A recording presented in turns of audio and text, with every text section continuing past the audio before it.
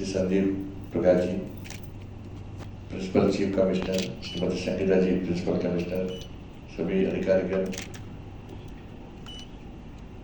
आज appointment orders लेने के लिए आए हुए सभी मेंबर्स को और पेरेंट्स को भी सभी को मेरा नमस्कार।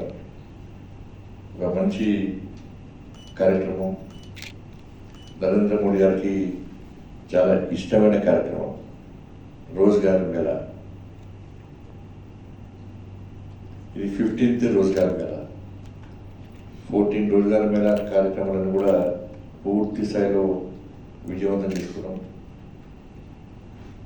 ఇప్పటి వరకు 9,25,000 జాబ్స్ మనం క్రియేట్ చేసి మనం అపాయింట్మెంట్ ఆర్డర్స్ కూడా ఇవ్వడం జరిగింది. 9,25,000. ఈరోజు 51,000 అపాయింట్మెంట్ ఆర్డర్స్ దేశవ్యాప్తంగా ఇస్తున్నాం.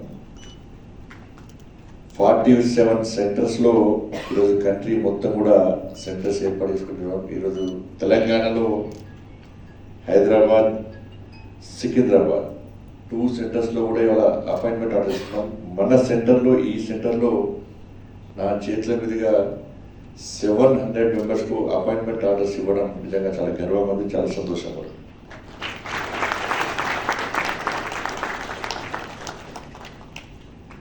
ప్రతి సంవత్సరం కూడా ప్రతిసారి కూడా ఏ డిపార్ట్మెంట్లో ఖాళీలు ఉన్నాయి, వాటిని ఏ విధంగా భర్తీ చేయాలని చెప్పి ఒక నిష్పక్షపాతంగా నిజాయితీతోని నిబద్ధతతోని ముందుకు సాగుతున్న ప్రభుత్వం నరేంద్ర మోడీ గారి ప్రభుత్వం. కానీ మీరు ఎవ్వరు కూడా పైరవి చేయలేదు, ఎవరు కూడా ఎవరికి డబ్బులు ఇవ్వలేదు, ఎవరు కూడా ఎవరిని కలవలే కూడా.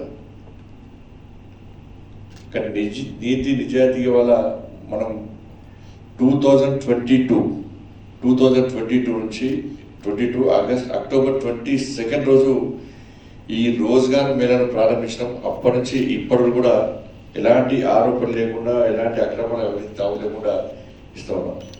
లక్షల మంది పోటీ పడ్డారు ఈసారి కూడా. ఈ లక్షల మందిలో అన్ని పోటీలను తట్టుకొని ఇవాళ మీరు 700 మంది ఈ సెంటర్లో సెలెక్ట్ అవ్వడం నిజంగా మీ అందరూ కూడా హ్యాట్స్. మిమ్మల్ని ప్రోత్సహించిన మీ తల్లిదండ్రులకు నిజంగా హ్యాట్స్ అవ్వాలి. కాబట్టి ప్రతి డిపార్ట్మెంట్లో కూడా ఖాళీలు ఉండడం వల్ల ఉన్న ఉద్యోగస్తుల మీద చాలా ఒత్తిడి, ప్రెషర్ బిల్డప్ అవుతుంది, చాలా బాగా ప్రెషర్ పెరుగుతూ ఉంటుంది. గవర్నమెంట్ యొక్క సంక్షేమ పథకాలు కానీ, అభివృద్ధి కానీ చివరి ప్రాంతాలకు, మారుమూల ప్రాంతాలకు అందడం కూడా చాలా కష్టమవుతుందని భావించినటువంటి నరేంద్ర మోడీ గారి ప్రభుత్వం ఎప్పటికప్పుడు ఖాళీలను భర్తీ చేయడం, అన్ని డిపార్ట్మెంట్లో, వివిధ డిపార్ట్మెంట్స్ అన్నింటిలో కూడా ఖాళీలను గుర్తించి భర్తీ చేయడం లక్ష్యంగా ఇలా ముందుకు సాగుతున్నది. ఎందుకంటే అనేక సంక్షేమ పథకాలు నరేంద్ర మోడీ ప్రభుత్వం అందిస్తున్నది. చిట్ట చివరి వ్యక్తి కూడా సంక్షేమ ఫలాలు అందాలని చెప్పి ఒక లక్ష్యంతో, ఒక అంత్యోదయ సిద్ధాంతంతో నరేంద్ర మోడీ ప్రభుత్వం ఇలా ముందుకు సాగుతున్నది. అందుకే అలా మారుమూల గ్రామాలకు కూడా రోడ్డు సౌకర్యం కల్పించడం కానీ, అన్ని రకాల సంక్షేమ ఫలాలు అందించే ప్రయత్నం చేస్తున్నామంటే ఇవాళ ప్రభుత్వం, కేంద్ర ప్రభుత్వంలోని అన్ని డిపార్ట్మెంట్స్లో ఖాళీలను గుర్తించి ఎప్పటికప్పుడు వాటిని మనం నియామకాలు చేస్తున్నాం. కాబట్టి ఇవాళ నరేంద్ర మోడీ ప్రభుత్వం సక్సెస్ అయింది వాళ్ళు. కాబట్టి ఇటువంటి ప్రయత్నం మనం ముందుకు సాగుతూ ఉంటాం.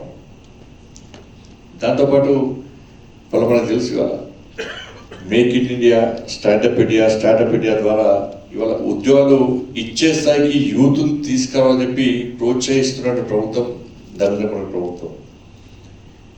అందుకే 10 lakhs జాబ్స్ మనం ఇవ్వాలని మోడీ గారు సంకల్పించారు. ఇప్పటికే 9,25,000 అయిపోయింది. దాదాపు ఇలా 51,000 ఇవాళ ఇస్తున్నాం మనం. అంటే 10 lakhs దాదాపు రీచ్ అయిపోయినాం, 10 lakhs వరకు. కాబట్టి ఇట్లా అన్ని రంగాల్లో కూడా ఇవాళ మనం ముందుగా ప్రయత్నం చేస్తున్నాం. ఇవాళ దేశం ఏ విధంగా అభివృద్ధి చెందుతుంది అదే తెలుసు. ఇవాళ కరోనా సమయంలో చైనా, అమెరికా లాంటి దేశాలు కూడా అన్ని రంగాల్లో నిర్విరామవుతున్న స్థితిలో ఆత్మనిర్భర్ ప్యాకేజ్ ఇచ్చి ఇవాళ 11వ స్థానం ఆర్థిక ప్రగతిలో 11th ప్లేస్ ఉన్నటువంటి ఈ భారత్ను ఇలా 5th ప్లేస్ తీసుకొచ్చింది నరేంద్ర మోడీ ప్రభుత్వం.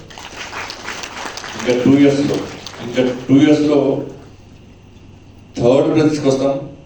2047 ఈ దేశానికి స్వాతంత్రం వచ్చి 100 ఇయర్స్ జరుగుతున్న సందర్భంలో చైనా అమెరికాకు ధీటుగా నెంబర్ 1 స్థానానికి తీసుకున్న లక్ష్యంతో కష్టపడి ఒక దృఢ సంకల్పంతో ముందుకు సాగుతున్న ప్రభుత్వం నరేంద్ర మోడీ గారి ప్రభుత్వం.